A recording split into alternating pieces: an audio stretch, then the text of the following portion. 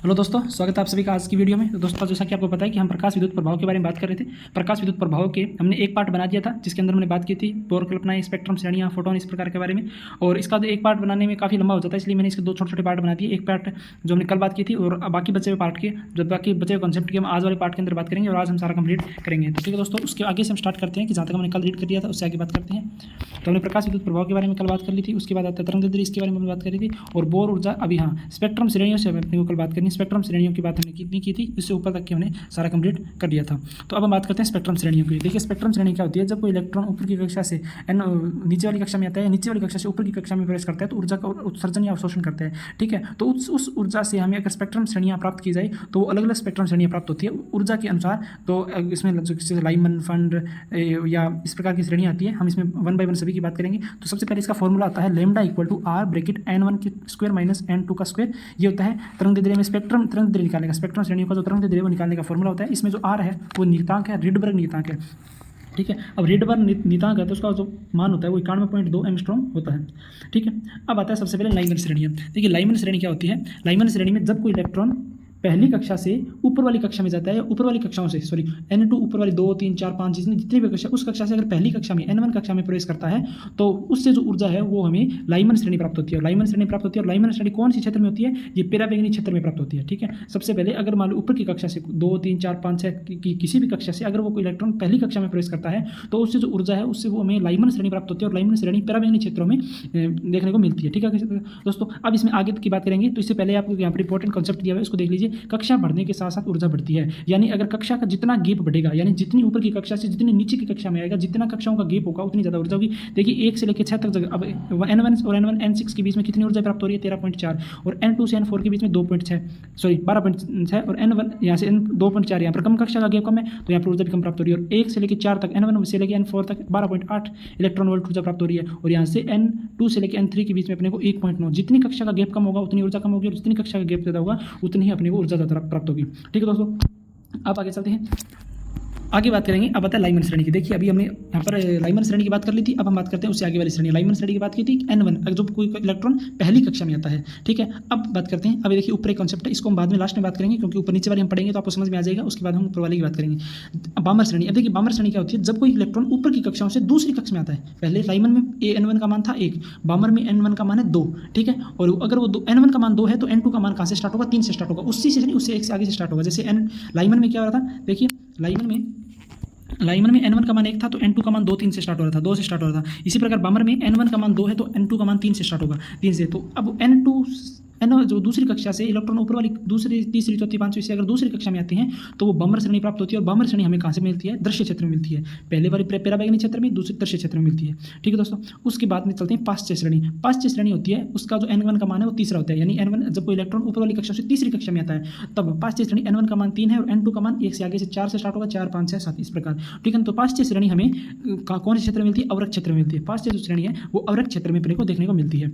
ठीक है दोस्तों, उसके बाद आता है ब्रैकेट श्रेणी। ब्रैकेट श्रेणी के अंदर क्या हुआ, ये 4 नंबर पे है तो n1 का मान जो है 4, तो n2 का मान कहाँ से स्टार्ट होगा, 5, 6, 7, 5 से स्टार्ट होगा, 5, 6, 7 इस प्रकार चलेगा। और ये अपने को कहाँ पर मिलती है, अवरक्त क्षेत्र के अंदर मिलती है। तो सबसे पहले वाली पराबैंगनी में, दूसरे वाली दृश्य में, और तीसरे वाली अवरक्त में, और चौथे वाले भी अवरक्त के अंदर ही मिलेगी। उसके बाद आता है फंड श्रेणी। फंड श्रेणी देखिए n1 का मान क्या होगा, 5 नंबर पे है तो n1 का मान 5 हो जाएगा, तो n2 का मान कहाँ से स्टार्ट होगा, 6 से स्टार्ट होगा, 6, 7, 8 इस प्रकार होगा। और ये भी अपने को कहाँ पर मिलती है, ये भी अवरक्त क्षेत्र के अंदर ही मिलती है, ये भी अवरक्त क्षेत्र के अंदर मिलती है। इसका मतलब पहले वाली पराबैंगनी, दूसरी दृश्य, और बाकी जो बची हुई नीचे वाली वो सारी अवरक्त क्षेत्र में देखने को मिलती है। अब यहाँ से जो मैंने पहले बात कर रहे थे, जो इंपॉर्टेंट बात है इसको देख लीजिए। लाइमन श्रेणी से फंड श्रेणी, फंड श्रेणी कौन सी, लास्ट वाली श्रेणी। लाइमन है पहले वाली श्रेणी, अगर पहले वाली श्रेणी से लास्ट वाली श्रेणी तक जाते हैं तो अपने को क्या देखने को मिलता है, तरंगदैर्ध्य तो बढ़ता हुआ मिलेगा, तरंगदैर्ध्य बढ़ता हुआ मिलेगा, और आवृत्ति अपने को कम होती हुई मिलेगी। ठीक है दोस्तों, याद रखना लाइमन श्रेणी से अगर नीचे वाली फंड श्रेणियों के बीच में जाते हैं तो तरंगदैर्ध्य तो बढ़ता हुआ मिलेगा और आवृत्ति कम मिलेगी। जितना जितना जो फंड श्रेणियों के यानी n कक्षाओं के बीच में कम होता जाता है तो वहाँ पर तरंगदैर्ध्य बढ़ता है और आवृत्तियाँ कम होती जाती है, n1 से लेके।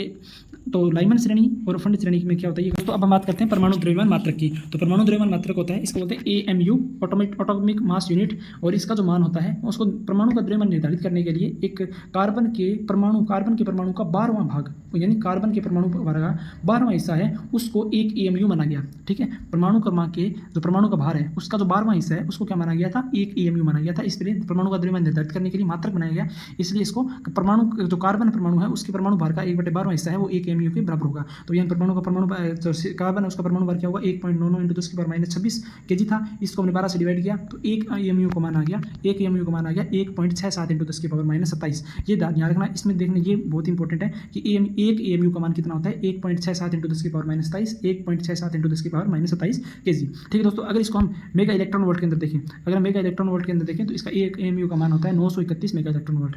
1 AMU का मान होता है 931 मेगा इलेक्ट्रॉन वोल्ट। ठीक है दोस्तों, ये होता है इन दोनों को भी आप ध्यान रख सकते हैं, ये दोनों इंपॉर्टेंट है। ठीक है, अब देखिए 1 AMU का मान और 1 मान। अब हम बात करते हैं द्रव्यमान। द्रव्यमान स्थिति क्या होता है? तो अगर किसी नाभिक का जो द्रव्यमान है, अगर हम गुणात्मक रूप से यानी कैलकुलेशन करने से हमें उस जो द्रव्यमान प्राप्त होता है और एक उसी नाभिक का जो द्रव्यमान अगर प्रयोग किया जाए और प्रयोग के अनुसार अगर द्रव्यमान निकाला जाए तो उन दोनों के द्रव्यमान में अगर जो अंतर होता है वो क्या कहलाता है? द्रव्यमान स्थिति। यानी हमने जो कैलकुलेशन निकाली उसका और अगर प्रेक्षित द्रव्यमान है जो हमें प्राप्त हुआ है रियल में, उनमें जो अंतर है वो क्या कहलाता है? द्रव्यमान स्थिति कहलाता है। तो इसमें देखिए फॉर्मूला क्या होता है? डेल एम का मतलब जितना द्रव्यमान में डिफरेंस आया वो, MC का मतलब हो गया कैलकुलेशन से जो मास प्राप्त हुआ है उसका, और MP का मतलब हो गया जो प्रैक्टिकल जो हमने प्रैक्टिकल किया है प्रेक्षित किया है जो रियल में वो आंसर निकाला। तो अगर MC में से MP को माइनस कराते हैं जो अंतर आता है जो डिफरेंस प्राप्त होता है वो क्या रहता है? द्रव्यमान स्थिति कहलाता है। ठीक है, तो MC का मान क्या होता है? यानी M जो न्यूक्लियस का जो द्रव्यमान है उसको निकालने का क्या फॉर्मूला होता है? Z × MP × N × MP। Z का मतलब क्या होता है? नंबर उसका परमाणु क्रमांक, नाभिक का परमाणु क्रमांक इंटू MP यानी प्रोटॉन का द्रव्यमान प्लस N या न्यूट्रॉन्स इंटू न्यूट्रॉन का द्रव्यमान। अगर इनको मल्टीप्लाई करके ऐड करते हैं तो हमें प्रैक्टिकल जो कैलकुलेशन नाभिक का द्रव्यमान प्राप्त होता है उसमें से अगर प्रैक्टिकल नाभिक का द्रव्यमान माइनस कर देते हैं तो हमें द्रव्यमान स्थिति प्राप्त होती है। ठीक है दोस्तों, तो ये हो गया द्रव्यमान स्थिति। उसके बाद आता है प्रति न्यूक्लियन में अपन कहते हैं प्रति न्यूक्लियंस। प्रति न्यूक्लियंस कितने? नंबर ऑफ न्यूक्लियंस, कुल न्यूक्लियंस। ठीक है, तो प्रति न्यूक्लियंस बंधन ऊर्जा किसी का मतलब यूनिक चीज निकालना हो तो क्या करते हैं? टोटल के अंदर नंबर ऑफ उसका डिवाइड करते हैं। वही होता है कि टोटल एनर्जी के अंदर हम नंबर ऑफ न्यूक्लियस डिवाइड कर देते हैं तो अपने को प्रति बंधन ऊर्जा प्राप्त हो जाएगी। ठीक है दोस्तों, तो आई होप ये बंधन ऊर्जा का फॉर्मूला समझ में आ गया, बिल्कुल सिंपल सा है। चलिए अब हम आगे बात करते हैं इसके आगे टॉपिक के बारे में। तो देखिए अब हम बात करते हैं न्यूक्लियर जो एलिमेंट होते हैं उनके बारे में होते हैं। अब देखिए सबसे पहले यहाँ पर हो रहा है यूरेनियम के समस्थानिकों की बात हो रही है। यूरेनियम के 3 समस्थानिक होते हैं जिसमें से पहला यूरेनियम का समस्थानिक है U92, द्रव्यमान 235। ये बहुत ही कम नगण्य यानी पृथ्वी पे बहुत ही कम मात्रा में पाया जाता है, इसलिए इसका हम उपयोग आसानी से नहीं कर सकते। ठीक है, उसके बाद में आता है U92 238। तो ये विखंडन करने के लिए, इसको विखंडन करने के लिए क्या चाहिए? 1 मेगा इलेक्ट्रॉन का न्यूट्रॉन चाहिए। ठीक है ना, और इतनी ऊर्जा का जो न्यूट्रॉन है वो संभव नहीं है, इसलिए इसका उपयोग भी बहुत ही कम मात्रा में और बहुत ही नाम मात्रा में होता है। ठीक है, उसके बाद में आता है U92 235। और ये जो इलेक्ट्रॉन यूरेनियम का समस्थानिक है वो बहुत ही आसानी से हमें इसमें जो जिस भी क्षेत्र के अंदर इसका उपयोग किया जाता है यूरेनियम का ऊर्जा प्राप्त करने के अंदर और या सीरीज किसी भी श्रृंखला को बढ़ाने के लिए, तो ये आसानी से अपने को मिल सकता है। ठीक है दोस्तों, तो ये संभव है। उसके बाद आता है रदरफोर्ड सोडी की चरघनता के समीकरण। तो रदरफोर्ड सोडी की जो चरघनता के समीकरण होती है उसका क्या फॉर्मूला होता है? देखिए, तो N = N0 e⁻ λT। ये होती है रदरफोर्ड सोडी की चरघनता की समीकरण। चरघनता के समीकरण के बारे में तो देखिए रदरफोर्ड सोडी की जो चरघनता के समीकरण है उसका फॉर्मूला क्या होता है? N = N0 e⁻λT। अब ये N क्या है? N0 है कि किसी भी अभिक्रिया के अंदर जो नाभिकों की संख्या, इसी भी अभिक्रिया के अंदर रेडियो एक्टिव नाभिकों की संख्या N0 यानी स्टार्टिंग में जब अभिक्रिया स्टार्ट करी थी 0 टाइम के अंदर, जब टाइम स्टार्ट हुआ था T0 पर T0 पे नाभिकों की जो संख्या थी वो थी N0। और उसके बाद में T में बाद में कुछ टाइम के बाद में जितने नाभिक रह गए वो क्या कहलाता है? N0। तो यानी कि एक मान लो ये कुछ टाइम है, ये कुछ टाइम के बाद में T टाइम के बाद में कितने नाभिकों की संख्या रह गई, उस नाभिकों की संख्या ज्ञात करने का फॉर्मूला होता है N = N0 e⁻λT। ठीक है, तो ये फॉर्मूला होता है नाभिकों की चरघनता समीकरण ज्ञात करने का, रेडियो एक्टिव तत्वों के नाभिकों की संख्या ज्ञात करने का कि कितना विघटन हो गया, कितने नाभिकों का विघटन हो गया, इसकी संख्या ज्ञात करने के लिए N0 है वो तो शुरुआत में नाभिकों की संख्या और N है वो जितने समय के बाद में नाभिकों की संख्या की जांच कर रहे हैं तो कितने समय के बाद में नाभिकों की संख्या कितनी रह गई। ठीक है, उसके बाद आता है अर्धायुकाल। किसी नाभिक का आधा विघटित होने में जितना समय लगता है अर्धायुकाल कहलाता है। अर्धायुकाल का फॉर्मूला होता है T = 0.693/λ। T = औसत आयु का फॉर्मूला क्या होता है? TA = 1/λ। ये होता है माध्य आयु औसत आयु का फॉर्मूला। ठीक है, उसके बाद में आता है अर्धायुकाल और औसत आयु में क्या संबंध होता है? तो अर्धायुकाल और औसत आयु में जो संबंध होता है वो क्या होता है? T, ये T तो है अर्धायुकाल का 0.693 × TA। और यहाँ पर ऊपर वाला में जो लेमडा दिख रहा है ना वो क्या होता है? ये शाक होता है, शाक या नितांक होता है। ठीक है ना, ये कि उस नाभिक में जो उसका क्षेत्रांक कितना है।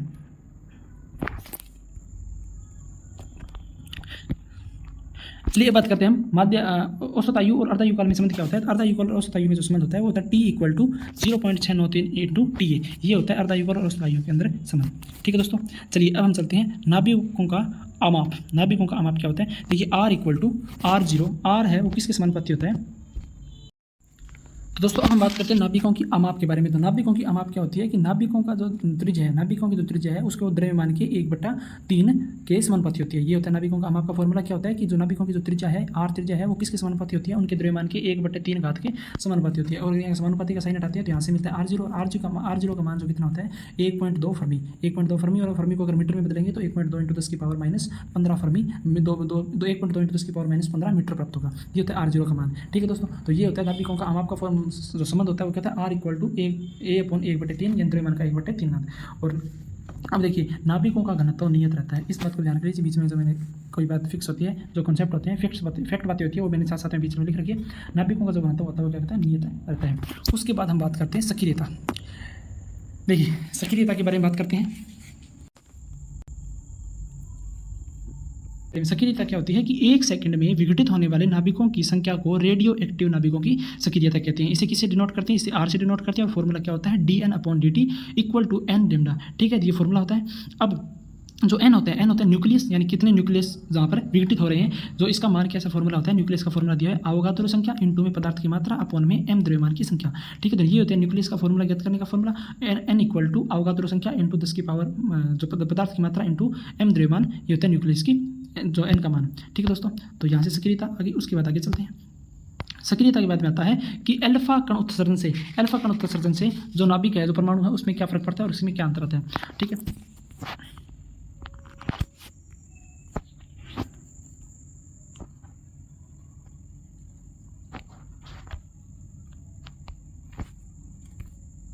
चलिए दोस्तों अब हम बात करते हैं अल्फा कणों के बारे में कि अल्फा कणों के उत्सर्जन से नाभिक में अल्फा कणों के उत्सर्जन से उसमें होने वाले क्या परिवर्तन होते हैं। ठीक है दोस्तों, तो जैसे कि देखिए किसी रेडियो एक्टिव तत्व के अंदर अगर अल्फा कणों का उत्सर्जन होता है, अल्फा कणों का जो उत्सर्जन होता है तो उससे क्या होता है कि उसमें से जो जड़ होता है वो परमाणु क्रमांक होता है, यानी उसमें जड़ परमाणु क्रमांक में 2 कम हो जाते हैं। अगर कोई भी जड़ परमाणु क्रमांक है उसमें 2 की कमी आ जाती है। और ए होता है द्रव्यमान, उसके द्रव्यमान में कितने की कमी आ जाती है? 4 की कमी आ जाती है। तो द्रव्यमान तो 4 कम होगा, 4 माइनस होगा, और जड़ है वो कितना? 2 माइनस होगा। ठीक है, तो अल्फा कणों के उत्सर्जन से इतना फर्क पड़ता है, द्रव्यमान 4 कम हो जाता है और परमाणु क्रमांक 2 कम हो जाते हैं। इसी प्रकार अगर हम बात करें बीटा कणों के उत्सर्जन से क्या होता है? तो बीटा कणों के उत्सर्जन से जो परमाणु क्रमांक है यानी जड़ है उसमें तो 1 वृद्धि हो जाती है और द्रव्यमान समान रहता है, द्रव्यमान में कोई परिवर्तन नहीं होता। ठीक है दोस्तों, तो ये होते हैं अल्फा और बीटा कणों में परिवर्तन। उसके बाद कहते हैं गामा किरणों। गामा उत्सर्जन कोई प्रभाव नहीं पड़ता। गामा किरणों से द्रव्यमान और परमाणु क्रमांक में कोई प्रभाव नहीं पड़ता। बस जो परमाणु विघटन हो रहा है वो उत्तेजित अवस्था से मूल अवस्था में आ जाता है। अगर गामा कणों का उत्सर्जन कर देता है तो वो उत्तेजित अवस्था से मूल अवस्था में आ जाता है। ठीक है, तो ये होता है। उसके बाद हम बात करते हैं न्यूट्रॉन गुणांक व पुनरुत्पादन गुणांक के बारे में।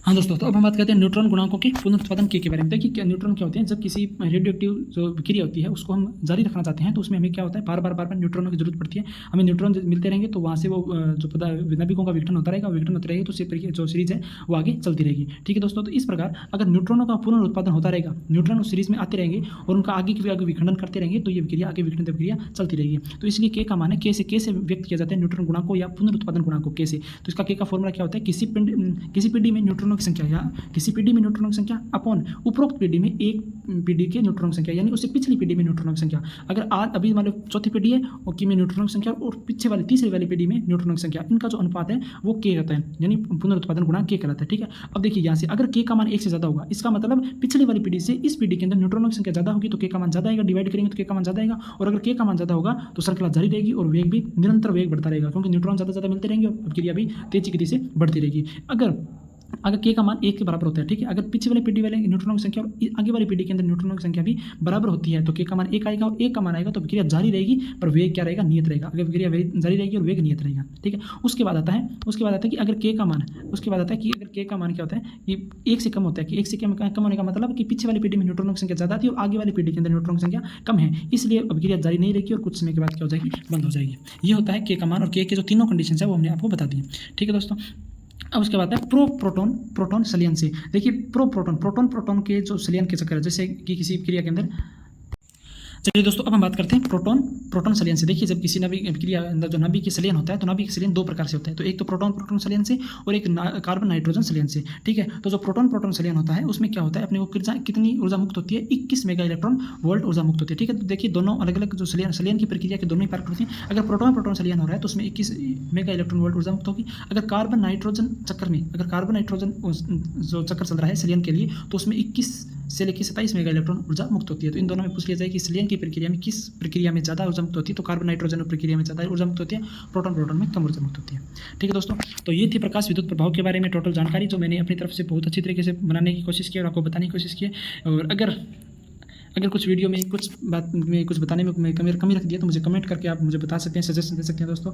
और ज़्यादा से ज़्यादा दोस्तों में शेयर करें, मुझे सपोर्ट करें कि मैं आपको और ज़्यादा बेहतर कंटेंट आपको ले आऊँ, ज़्यादा से ज़्यादा टेस्ट सीरीज़ वगैरह आगे हम स्टार्ट करें। तो ज़्यादा से ज़्यादा शेयर करें वीडियो को, लाइक करें, कमेंट करें और आगे मिलते हैं इसी प्रकार नए बेहतरीन कंटेंट के साथ। जय हिंद, जय भारत।